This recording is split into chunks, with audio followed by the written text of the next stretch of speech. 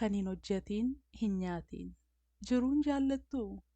Waaqayyo gaafa Addaamiin uume jiruu isaaf kenne. Waaqayyo Addaamiif utuu haadha manaa hin kennin isa dura jiruu kenneefi. Innis akka inni eedaniin tottolchuu fi akka inni eeguuf isatti hime. Waaqayyo jalqabuma gaafa nu uumuu jalqabee jiruu hojjennu nuuniif kenna. Waaqayyo jiruu utuu namaaf hin kennin nama hin uumu. Sagaleen Waaqayyoo Tasalonqee 2:3-10 irratti akkas jedha. Namni hojii hojjechuu hin barbaanne midhaanis hin nyaatiin. Irran deebi'aa. Namni hojii hojjechuu hin barbaanne midhaanis hin nyaatiin jedha. Gadi buutanii yoo dubbifattan immoo namni dadhabbii mataa isaa akka nyaachuu qabu nutti dubbata. Jiruun egaa jiruusa biiroo duwwaa jechuu koo miti. Mana keenya keessatti wanti nuun hojjennu maatii keenya akkasumas hawaasa keenya keessatti kan nuun hojjennus jiruudha. Egaa waa'ee jiruu waan sadiin isinitti hima. Inni tokkoffaanii hojiin yookiin jiruun hin tuffatamu. Akka yaada kootti namni hunduu hawaasa keessa jiraatu keessatti gahee adda addaa qaba. Inni kaan qotee bulaadha, inni kaan hakiimiidha, inni kaan barsiisaadha, inni kaan qoraan coree gurguraa, inni kaan mana qulqulleessaa, inni kaan ijoollee namaa guddisa. Egaa namni hunduu hojii garee tokko qabaachuu hin danda'u. Kanaaf namni hojii hawaasa isaa keessa jiru hirateetu ofis walis jiraachisa. Jiruu nuti hojjennee jiraannu nu tuffachiisuus hin qabu. Sababiin isaa jiruun sun barbaachisaa waan ta'eef hawaasa keenya ittiin tajaajilaa jirra waan ta'eef. Teessanii hojii biiroo eeggattu ta'a. Ani immoo isinin gorsa.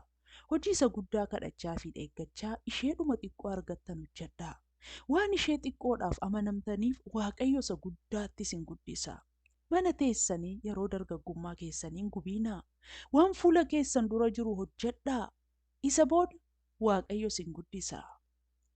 Inni lammaffaanii Waaqayyotu ogummaa namaaf kenna. Namnis ogummaa isaan guddifata. Waaqayyoo namoota adda addaaf dandeettii adda addaa kennaafi.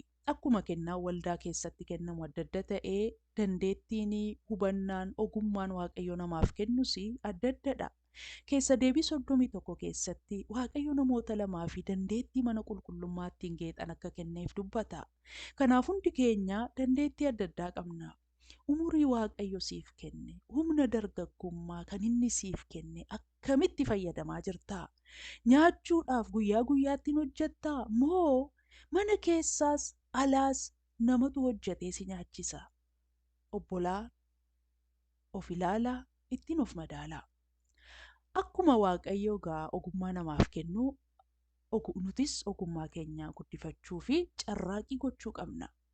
Namoota hojii hojjetan wajjin yoo ooltan isaan irraa ogummaa barattu. Barumsa adda addaa barachuudhaan ogummaa baranna. Kitaaba dubbisuudhaan ogummaa baranna. Leenjii fudhachuudhaan ogummaa baranna. Ogummaa sanaan immoo hojii hojjennu argannaa jechuudha.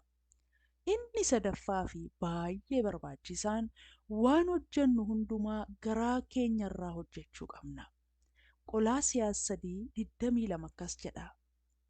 Isin warri garbummaa jala jirtanii biyya lafaa kanarratti warra isin hojjechiifatanii fi akka isa nama gammachiisuuf jedhanii ija ilaallatanii hojjetanitti utuu hin ta'in Gooftaa sodaachuudhaan garaa qulqulluudhaan abboomamaa. Waanuma gootan hundumaa namaaf utuu hin ta'in akka waan Gooftaadhaaf hojjettanitti garaa guutuudhaan hojjedhaa jedha. Irraan deebi'aa. Qolaasiyaas 3:22 isin warri garbummaa jala jirtanii biyya lafaa kanarratti warra isin hojjechiifatanii fi akka isa nama gammachiisuu fi ija ilaallatanii hojjetanitti utuu hin ta'in Gooftaa sodaachaa garaa qulqulluudhaan abboomamaa. Waanuma gootan hundumaa namaaf utuu hin ta'in akka waan Gooftaadhaaf hojjettanitti garaa guutuudhaan hojjedhaa jedha. Waan hojjettan garaa guutuudhaan hin hojjettu? Yeroo tokko galgalan mana nyaataa qulqulleessaa ture. Akka abbaan qabeenyaa viidiyoo qabuu fi akka inni galgala na ilaalu hin beekuun ture. Angaruu lafa hoogganaan hin jirretti garaa koo guutuun mana sana qulqulleessee hojjedheen deemaa ture. Guyyaa tokko maanaajeriin koo dhufeetu an akka ati galgalatti hojii hojjettu argeera. Qarshiin siif dabalanaan jedhe. Kanumaan qarshiin naaf dabalame. Angaruu akka inni na ilaalaa tures hin beekuun ture. Hin dhibaayinaa. humna keessan hin qusatinaa. Waaqayyo garaa keessan ilaaleetu gatii isiniif baasa. Barumsa barattu yoo ta'e garaa keessan guutuu baradhaa. Mana namaa hojjettu yoo ta'e garaa keessan guutuu hojjedhaa. Taayitaa adda addaa qabdu yoo ta'e garaa keessan guutuudhaan hojjedhaa. Hin dhibaayinaa. Egaa yaaduma koo walitti qabuudhaaf namni hunduu hojii hojjechuunsaa filannootu hin taane dirqamadha. Ijoollee keessan ijoollummaadhaa kaasaatii jiruu hojjechuusaan barsiisaa. Jiruummoo hin tuffatinaa. Yeroo isin gad of deebiftanii hojii tuffatamaa hojjettan Waaqayyo immoo gad of deebisuu keessan argeetu kan isin yaaddanii olitti ol isin qaba. Kana jireenya mataa kootii keessatti argeen dubbachaa jira. Egaa waan hojjettan hundumaa namaaf utuu hin taane Waaqayyoof akka hojjettanitti garaa guutuudhaan hojjedhaa. Waaqayyo gatii keessan isin dhawwatu. Anoo hojii hin qabu jettu ta'a. Hojii xixiqqoo mana keessan keessaa hojjettaniittu, maatii keessan gargaartaniittu, kosii hartaniittuu fi qodaa dhiqxaniittu, waan xixiqqoo sana garaa keessan guutuu yoo hojjettanii Waaqayyo jiruu isiniif dabala. Yooma waan hojjettan dhabdan immoo kitaaba dubbisaa, karaa qulqulleessaa, Waaqayyoon waanan hojjechuu qabu natti himi jedhaa kadhadhaa. Ogummaa hojii naaf kenni jedhaa kadhadhaa, carraaqaa, ofii keessaniifis immoo ogummaa namarraa baradhaa. Hin tajaajiltu yoo ta'es bukkeedhaan hojii hojjedhaatii of gargaaraa. Akka waldaa kiristaanaatti ba'aan taanetti. Ergaan waa'ee jiruu irratti qabu kanadha. Waaqayyo isin haa eebbisu.